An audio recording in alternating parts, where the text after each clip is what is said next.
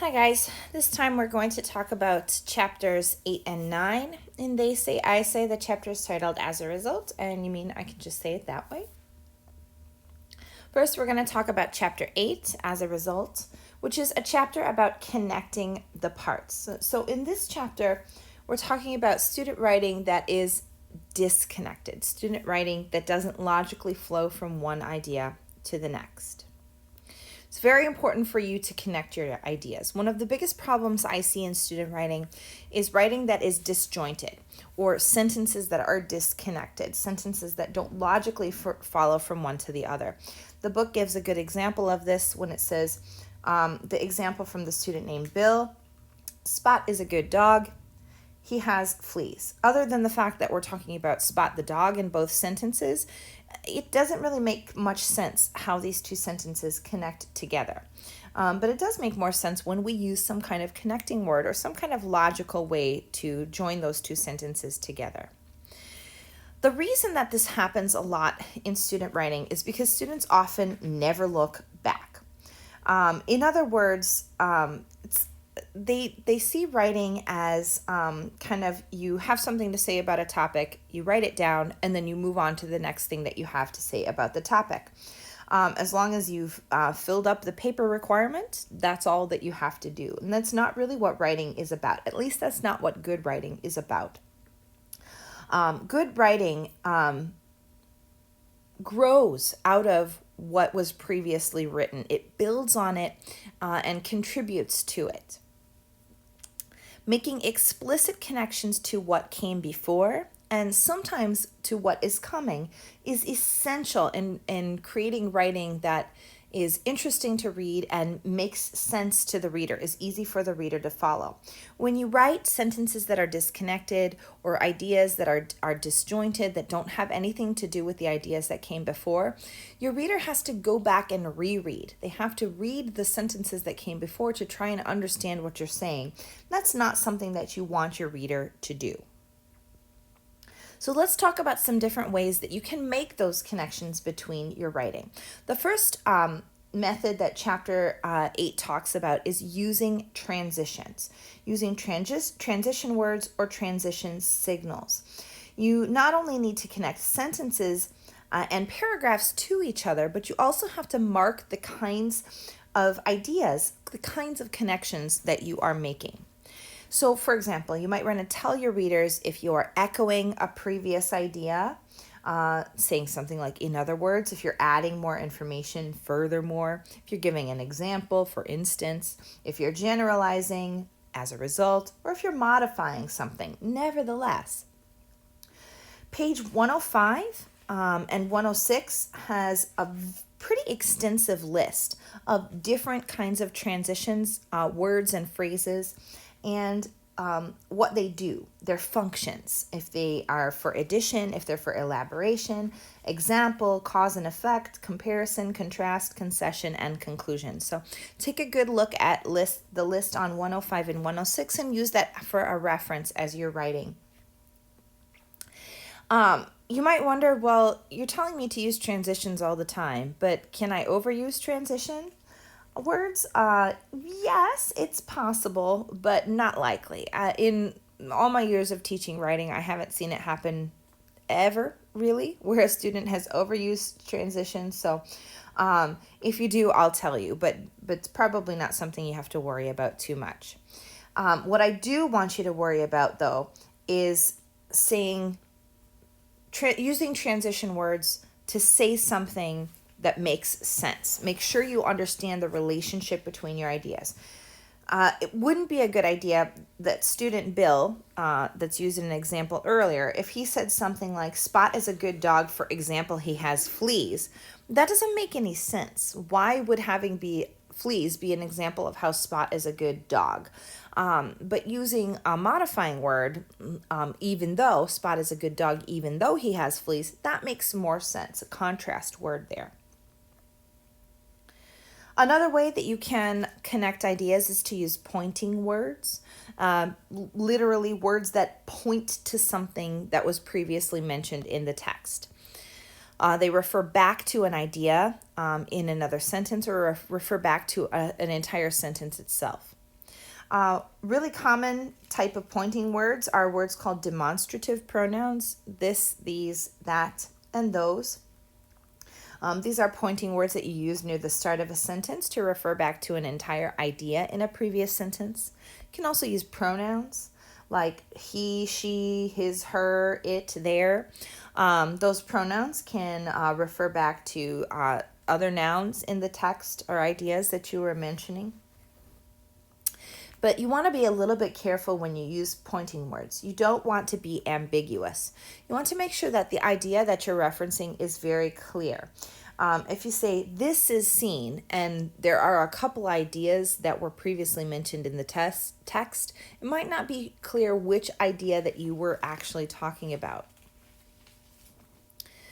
Another important way to connect ideas is to repeat key terms and phrases. I know that we talk about repetition as a bad thing, and yes, if you're repeating something and you're not really adding anything or saying anything new, that's a bad thing. But repeating key terms and phrases is an important way to make connections through the text. When you were reading chapter 8, you might have noticed that the authors use words like connect, disconnect, join, forward, backward.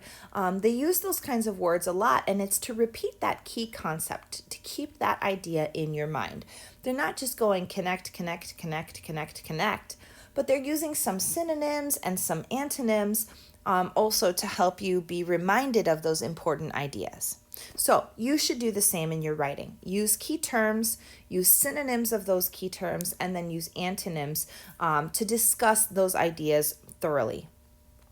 It gives your reader a sense of the topic that you're writing about. They understand what your main idea is when you repeat those key terms and phrases often. And it builds your momentum throughout the text.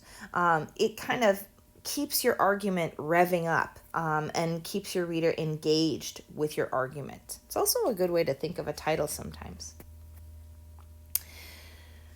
And then actually repeat your ideas, but with a difference. Take a look at the picture on the right-hand side of the screen. It's all pictures of a fork. And I assume that it's the same fork, but it's different angles, different viewpoints, different colors, slightly different variations of the fork. It makes it a little bit more interesting. So you should do the same thing with your writing. Repeat yourself, but with a difference.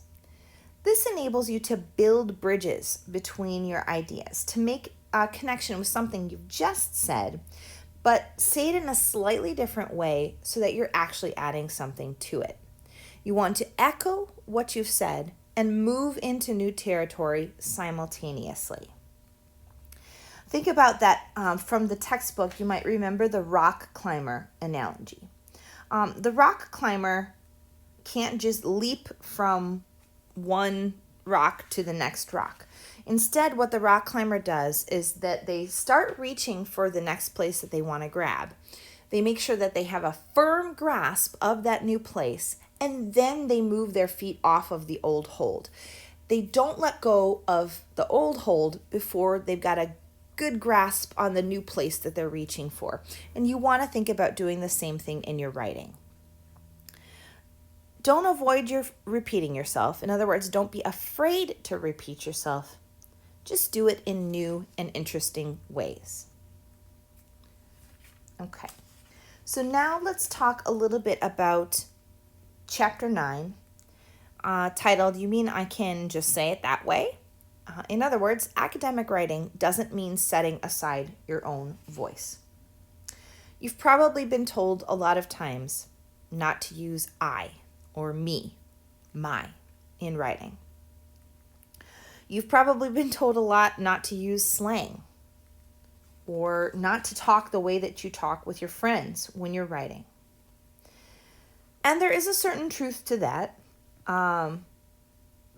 but it's becoming less so as we move into our modern times. You know, maybe 20, 30, 40, 50 years ago, yeah, you absolutely could not do any of that in academic writing. And you may still have teachers who don't want you to do those things.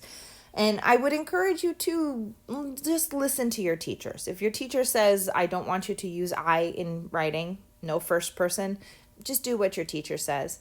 But if you go on to become a writer, you might want to write things that are a little bit more interesting. And academic writing tends to not be that interesting. Academics historically tend to overcomplicate things, and they write fancy so that they sound fancy.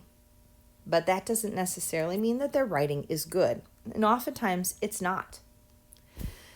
Here's an example from your textbook that was found in a science paper. Participants read assertions whose veracity was either affirmed or denied by the subsequent presentation of an assessment word. What?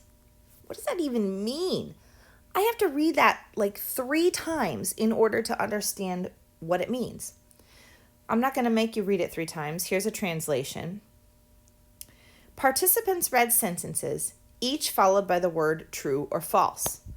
How simple, how easy to understand. Let's get rid of that crazy other sentence. That doesn't make any sense. Why would we unnecessarily complicate something? Because we think we sound intelligent? Actually, we don't. We just sound a little bit stuffy and too fancy, trying to be smarter than we actually are. Maybe if we complicate things, nobody's going to notice that my idea really isn't that good. Clarity in writing actually can be a really, really good thing. Now, this does not mean that you can write the same way that you talk to your friends. You can't just write and speak in the same way. That's not what I'm saying here, and that's not what the textbook is saying here. But this also does not mean that you have to completely abandon your normal voice. You can blend. Find ways to blend academic and colloquial styles. Take some of that nice academic language that you've been working on learning. Take some of those templates that you've been practicing using, but then also add a little flavor of the way you speak every day. Add a little bit of your own sentence structure, your own flavor to it. Find ways to mix and blend them. And in fact, that's often where the most interesting writing comes from, is blending those academic and colloquial styles.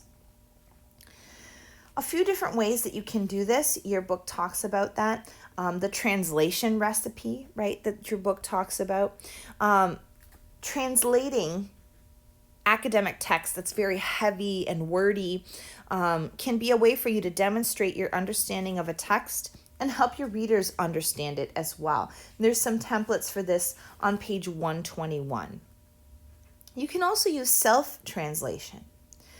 If you want to demonstrate that you have a good understanding of academic vernacular, in other words, you've got a good understanding of academic structures and vocabulary, but you also want your reader to understand what you're saying, you can write a sentence in a more academic style and then say, in other words, it means this. And that's a great way for you to show that you're taking a subject seriously by writing in an academic manner, but also make it more accessible to your readers. The book also talks a little bit about code meshing, where you are at the same time using slang and academic language. And depending on what you're writing about and what your topic is, that can be a really effective way to blend those two styles together. All right, again, thanks for watching, and go do your homework.